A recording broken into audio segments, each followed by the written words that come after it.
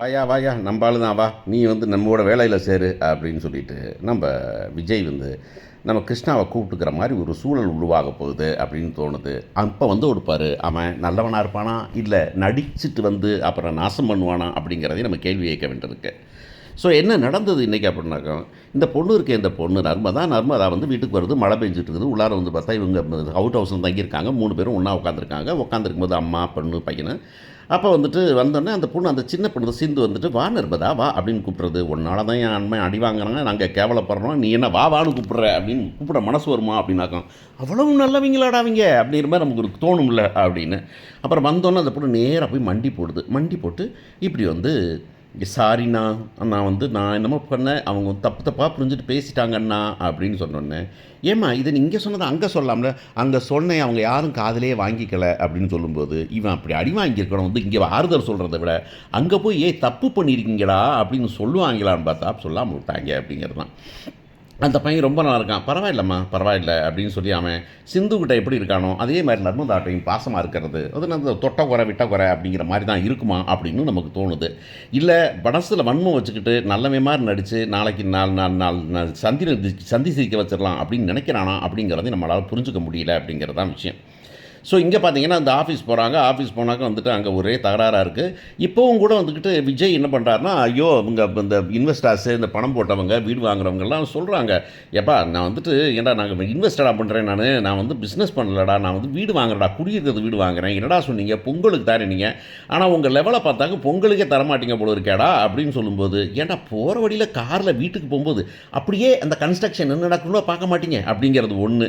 2 இப்போலாம் வந்துக்கிட்டு நம்ம வந்துட்டு ஃபோட்டோ எடுக்குங்காட்டியுமே ஃபோட்டோ பண்ணுறதுக்குள்ளே நம்ம வந்து வாட்ஸ்அப்பில் அனுப்பி விட்றோம் அப்படின்னு. அப்போ இப்போமெல்லாம் என்ன பண்ணுறாங்க அப்படின்னா வந்துட்டு எல்லாத்துலேயும் சிசிடிவி கேமரா வச்சுக்கிட்டு என்ன பண்ணுறாங்கன்னா, நான் இப்போ இங்கேருந்து இந்தியாவிலேருந்து இங்கிலாந்து போயிட்டாலும் அங்கேருந்து நம்ம வந்து சிசிடிவியில் என்ன நடக்குது யார் நடக்குது அப்படின்னு பார்த்துக்க முடியுது. நேற்றுக்கெல்லாம் பார்த்தீங்கன்னா என் பையன் வந்துட்டு அவனோட கஃபே ஒன்று இருக்குது, அதில் வந்துட்டு பண்ணுறதுக்கு என்ன பண்ணுறாங்கனாக்கா, இங்கேருந்து பார்த்துட்டு அங்கே இருக்க சொன்னேன், ஏம்மா ஏசி போட்டிருக்கிறீங்க, அங்கே பார்த்தீங்கன்னா கதவு திறந்துருக்கு, அந்த கதவை மூடுங்கம்மான்னு இங்கேருந்து இன்ஸ்ட்ரக்ஷன் கொடுக்குறான், அது வாய்ஸ் மெசேஜ் கொடுக்குறான். ஸோ இது எல்லாமே முன்னேறி போன காலத்தில் இவங்கெல்லாம் என்ன டெக்னாலஜியில் இருக்கிறாங்கன்னு தெரியல. வீடு 15 பேர் ஆஃபீஸில் ஒர்க் பண்ணுறாங்க, அதை ஒரு வீடியோ எடுத்து அனுப்பணும், தினம் அப்டேட் பண்ணணும், 15 நாளைக்கு ஒரு அப்டேட் பண்ணணும் அப்படின்னு இல்லாமல் இது கேட்டாக்க அவர் வந்து போயிட்டார்னு அவன் சொல்லலாம், அவர் வந்துட்டு ஃபோனே எடுக்க மாட்டேன்ட்டாருன்னு. ஏன் ஃபோன் எடுக்க மாட்டேன்னா ஃபைலை தூக்கிட்டு போக வேண்டியதானே, அப்போ அவ்வளோ பிரச்சனை நடக்குதுன்னு சொல்ல வேண்டியதானே அப்படின்னு ஒரு பக்கம். இன்னொரு பக்கம் பார்த்தீங்கன்னாக்கா, இந்த லீடர் அப்படிங்கிற ஆள் எப்போவுமே வந்துக்கிட்டு அவன் தன்னுடைய தப்பை ஒத்துக்கணும். அவன் வந்துட்டு என்ன பண்ணார் மட்டும் இல்லை, நான் இவ்வளோ பெரிய ப்ராஜெக்டை மேனேஜரை நம்பியே நான் விட்டதான் தப்பு, நான் வந்து நானே பார்த்துருக்கணும், என் மேலேயும் தப்பு அப்படின்னு. இப்போ தான் என் மேலேயும் தப்பு, ஆனால் மேனேஜர் மேலே தான் முழு தப்பு அப்படின்னு விஜய் திருப்பும்போது அந்த கேரக்டரே செத்து போகுது அப்படிங்கிறது தான் பெரிய விஷயம். ஒரு பொறுப்புள்ள ஒரு மனுஷன் அதில் வந்துட்டு பதில் சொல்ல முதல்ல பொறுப்பு இல்லாமல் இருந்ததே தப்பு, ஆனால் பொறுப்பு இதில் வந்துட்டு என்னன்னாக்கா, அந்த சித்தப்பா கொடுத்துருக்காரு, அவர் வந்துட்டு அப்படின்னு அங்கே சிரிக்கும்போது, சித்தப்பா காண்டில் இருக்கேன் அப்படின்னா, சித்தப்பா நான்லாம் அந்த புடனில் தட்டி வெளியே ஓடு அப்படின்னு விரட்டிட்டு போய் நான் தப்பு பண்ணேன், நான் பண்ணிக்கிறேன், ஆனால் நீ இதை வந்துக்கிட்டு நீ என்ன பண்ண அப்படின்னாக்க, நான் என்னப்பா பண்ண முடியும், நீ என்ன ஃபோனை பண்ணால் ஆள் எடுத்தா தானே நீ அப்படின்னா, அப்போ விஜய் இல்லாமல் நீ ஆஃபீஸ் போனேன் அப்படின்னா, ஆஃபீஸில் போய் நீ என்ன பண்ண, நீ அங்கே போய் பக்கடம் வாங்கிட்டு இருந்தியா அப்படின்ற கேள்வி யாருமே கேட்கல. சரி இவர் தான் கேட்கல, காவேரி கேட்கலாம்ல, ஏங்க அப்போ நீங்கள் பிளான் பண்ணி தான் இந்த கம்பெனி வீழ முன் பார்க்குறீங்களா நீங்கள், அப்போ உங்களுக்கு தெரிஞ்சிருந்தே சொல்லாமல் இருந்திருக்கிறீங்களா அப்படின்னு கேட்குறது இல்லை. ஏன்னா எவ்வளவோ விஷயம் சொல்கிறீங்க நீங்கள், இந்த விஷயம் சொல்ல மாட்டீங்களா, அப்போ அந்த பையன் கிருஷ்ணா வந்துட்டு இந்த புள்ளிட்ட வம்புழுக்கிறான்னு சொல்லிங்களே, அதை சொல்ல முடியாதா உன்னால், வீட்டில் அவங்க தகராறு பண்ணுறாங்க அப்படின்னு சொல்ல முடியுதில்ல, இதை சொல்ல முடியாதா உன்னைய அப்படின்னு யாருமே கேட்கல அப்படின்னாக்க, திரும்பவும் அதே தான், நம்ம யாருமே கேட்க மாட்டோம், அவங்க சொல்கிறத கேட்டுக்குவோம் அப்படிங்கிறது தான் கொடுமை. அப்போ இவன் என்ன பண்ணுறாருனா வந்துட்டு, இப்போ விஜய் வந்துட்டு சொல்கிறாரு நான் பொறுப்பேற்றுக்கிறோன்னு சொல்லி, கடைசியில் அவர் சொல்கிறதெல்லாம் கேட்காம எல்லோரும் என்ன பண்ணுறாங்கனாக்கா, காவேரி சொல்கிறாங்க, சப்பா எதுக்குப்பா நீங்கள் பண்ணுவீங்க நீங்கள் அப்படின்னு கேட்குற மாதிரி இருக்குது. நான் யூகேயில் இருக்கும்போது பார்த்தீங்கன்னா, அவங்க 80 வயசு இருப்பாங்க, அவங்கெல்லாம் வந்துட்டு அந்த எஸ்கலேட்டரில் ட்ரெயின் ஸ்டேஷனில் வந்துட்டு ஒரு டியூப்லேருந்து இறங்கி மேலே போனாங்க. எஸ்கலேட்டரில் போகும்போது பார்த்தீங்கன்னா, அவங்க ஒரு சில நேரத்தில் எஸ்கலேட்டர் ஒன்று வச்சுன்னா நடப்பாங்க. அப்போ நம்ம போயிட்டு சரி கை கொடுக்கலாம்னு கொடுத்தோம்னாக்கா கையை பிடிக்க மாட்டாங்க, ஓகே தேங்க்யூ அப்படின்னு சொல்லிடுவாங்க. அவங்க அதுக்கு வந்துட்டு உருவிட்டு போக மாட்டாங்க. அதாவது அப்போ கூட என்னன்னாக்கா, நான் நிற்கிறேன்டா அப்படின்னு சொல்லி என்னை வந்து எப்போ பரிதாபத்தில் வந்து வயசாகி போச்சேன்னு பச்சாத்தாபப்பட்டலாம், எனக்கு ஹெல்ப் பண்ணக்கூடாது அப்படின்னு, என்னை யாரும் ஹெல்ப் பண்ண விரும்பலை அப்படின்ட்டு அவங்க கொண்டு போகிற அந்த பேக் இப்போ இந்த மார்க்கெட் இப்போ ஷாப்பிங் பேக் இருக்கும், ஷாப்பிங் பேக் கீழே ரோல் இருக்கும் இல்லையா, அந்த ரோலர் அதுதான் ஸ்டாண்டு மாதிரி பிடிச்சிட்டே போயிடுவாங்க அவங்க. அந்த மாதிரி பார்த்தீங்கன்னா இங்கே பார்த்தீங்கன்னாக்கா என்ன கதை ஓடணுனாலும் உடனே வந்துட்டு பாப்பா கதை காதில் வச்சு கேளு, மூக்கில் வச்சு கேளு, நாக்கில் வச்சு கேளுன்னு எல்லாம் பண்ணுறேன். இவ்வளோ பண்ணிவிட்டு இப்போ வந்துக்கிட்டு படக்குன்னு இல்லை நீங்கள் கவனிங்க அப்படின்னு உடனே ப்ரெக்னென்ட் லேடியா அப்படியே அப்படின்னு சொல்லிட்டு உடனே அவங்க சொல்கிறாங்க. உடனே வந்து இதுதான் பச்சாத்தாபம் வாங்கிறது. ஏடா வேலையை விட்டுவிட்டு கடைசியில் வந்து ப்ரெக்னெண்ட்டாக இருக்காங்கிறதெல்லாம் ஒரு பெரிய விஷயமா அவங்களுக்கு அப்படின்னு கேட்க வேண்டியிருக்குது நமக்கு. என் ஒய்ஃப்லாம் வந்துட்டு ஒரு டெலிவரிக்கு ஒரு ஒரு ஒரு 3 வீக்ஸ் வரைக்கும் காலேஜ் கிளாஸ் போயிட்டு இருந்தாங்க அவங்க. அப்போ இது நம்ம என்னன்னாக்கா இதை வந்து ஒரு விஷயமா பார்த்தாம இந்த பொண்ணு ப்ரெக்னெண்ட்டாக இருக்கலாமா, அதனால் அவர் வந்துட்டு ஒரு எக்ஸ்பீரியன்ஸ்டு மேனு, கம்பெனியை உருவாக்குனவர், அவருக்கெல்லாம் இல்லை மரியாதை. காவேரி வந்துக்கிட்ட சொல்கிறாங்க நாங்கள் பார்த்து தந்துடுறோம், நாங்கள் எல்லாம் பண்ணிடுறோம் அப்படின்னு சொன்னோன்னே உடனே அவங்கெல்லாம் வந்து ஏற்றுக்கிறாங்க அப்படிங்கிறதான் பெரிய கொடுமை.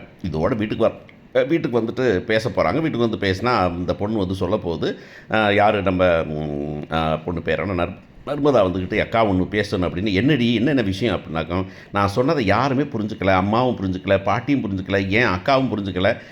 நான் வந்து விளையாண்டுக்கிட்டு இருந்தேன், நான் அந்த பந்தை எடுத்தேன், பந்து வந்து போயிடுச்சு, பந்தை நீ எடு நான் எடுன்னு நாங்கள் வந்து விளையாட்டாக சொல்லிக்கிட்டு இருந்தோம். அப்போ போனபோது கால் தடுக்கி விட்டுட்டேன், காலை பிடிச்சி உட்கார தடுக்கி சுழிக்கிற போதுன்னு சொன்னார். அவ்வளோதான் நடந்தது. இதை வந்துக்கிட்டு அந்த அங்கிள் இருக்கார், மீசை வச்ச அங்கிள், அவர் வந்து பெருசாக கொளுத்தி போட, நீங்களும் நம்பிட்டீங்களே மாமா, கிருஷ்ணானே ரொம்ப நல்லவர் அப்படின்னு சொல்லி போகுது. இப்போ போய் நான் சொன்னேன் சாரி என்னால் உனக்கு அப்படின்னு சொன்னாக்கா, அவர் வந்துக்கிட்டு பரவாயில்லை இருக்கட்டும் அப்படின்னு சொல்லிட்டாரு. அவர் வந்து சிந்துவை எப்படி பார்க்குறாரோ அந்த மாதிரி தான் என்னையும் பார்க்குறாரு. அவ்வளோ கேராக இருக்கிறாங்க. சிந்துவும் அவ்வளவும் நல்லா இருக்காங்க, ஆனால் நீங்கள் போய் அவரை போய் அடிச்சிருக்கக்கூடாது அப்படின்னு. ஆஹா அப்படின்னு பார்க்குறாங்க. இதுக்கடையில் இங்கே வீட்டில் என்ன பேச்சு நடக்குதுனாக்கா வந்து இந்த பொண்ணு நர்மதாவே சொல்லுது, அவங்கள்ட்ட சொல்லும்போது வந்து இப்படி வந்து வீடு வந்து ரொம்ப கஷ்டத்தில் தான் இருந்தது, எனக்கு ஹார்ட்டில் ப்ராப்ளம், அந்த ஹார்ட்டில் தொழா அப்படின்னு மாதிரி ஹார்ட்டில் தொழா அதுக்கு ஆமாம் சொல்லியிருக்கிறாரு, அதுக்கு ஆப்ரேஷனுக்காக வந்து தான் அந்த பசுபதிட்டேருந்து எல்லாத்தையும் பிடிச்சி வாங்கிட்டு வந்தோம். அந்த பணத்தையும் வந்துக்கிட்டு நம்ம குமரன் மாமா தொலைச்சி விட்டதுனால வந்துட்டு அக்கா வந்துக்கிட்டு அண்ணன்ட்ட வாங்கி மாமாட்ட காசு வாங்கி தான் வந்துக்கிட்டு எனக்கு பண்ணாங்க, அதுக்காக தான் அவங்க கல்யாணமே பண்ணிக்கிட்டாங்க அப்படிங்கிறப்ப சிந்து சொல்லுது ஐயோ இப்படியா அப்படின்னு சொல்லிட்டு. ஸோ இப்போ இவரும் வந்துக்கிட்டு ஒரு கில்ட்டி கான்ஷியன்ஸில் இருக்கிறாரு கிருஷ்ணா, அவங்களும் கில்ட்டி கான்ஷியன்ஸில் ஐயோ இந்த பையனை போய் இப்படி அடிச்சு விட்டோமே, ஏன்னா 2 பேரும் தான் நடித்தாங்க அப்படின்ட்டு பார்க்கலான்னு வந்தால் அவங்க வீட்டில் இருக்காங்க. வீட்டில் இருந்தோன்னே இவர் வந்து சாரி ப்ரோ அப்படிங்கிறாரு. எதுக்கு என்ன திரும்ப அடிக்க வரீங்களா நீங்கள் அப்படின்னு எல்லாம், இல்லை அதெல்லாம் இல்லை சாரி அப்படின்னு சொல்லும்போது, இல்லை எனக்கும் சாரி, நான் வந்துட்டு எங்களுக்கு கடன் துள்ள வீட்டில் இருக்க முடியல, அதனால தான் வந்து ஏதோ கிடைச்சது கிடைக்குமான்னு பார்த்தோம், இப்போ தான் கேள்விப்பட்டோம் இவங்களும் வந்துட்டு ரொம்ப சிரமப்படுறாங்கன்னு சொல்லிட்டு அப்படின்னு சொன்னோன்னே, சரி இப்போ என்ன பண்ணீங்க நீங்கள்? நான் அங்கே பிஸ்னஸில் அங்கே வந்து பில்டிங் சைட் இன்ஜினியராக இருந்தேன் அப்படின்னு ஒன்று. சரி வாங்க நம்ம இதில் சைட் இன்ஜினியராக ஒர்க் பண்ணுங்கள், என்ன பெரிய விஷயம், நம்ம பாட்டில் இருக்கலாம், ஃபேமிலி அந்த அவுட் ஹவுஸில் தங்கி அங்கே நீங்கள் அம்மா அக்கா வந்துக்கட்டும், பாப்பா வேணால் சிந்து கூட படிக்க போகட்டும், நீங்கள் வந்துட்டு பேசாமல் கம்பெனியில் ஒர்க் பண்ணுங்கள் நீங்கள் சைட் இன்ஜினியராக, எனக்கு ஒரு ஆள் ரொம்ப நம்பிக்கையான ஆள் தேவைப்படுது அப்படின்னு சொன்ன உடனே இந்த அசட்டு ப்ராப்பர்ட்டி இதை பற்றியெல்லாம் அப்புறம் பேசிக்கலாம் அப்படின்னு சொல்லி கிருஷ்ணாவை சேர்த்துக்க போகிறாங்க வேலையில். என்ன நடக்க போகுதுன்னு பார்ப்போம்.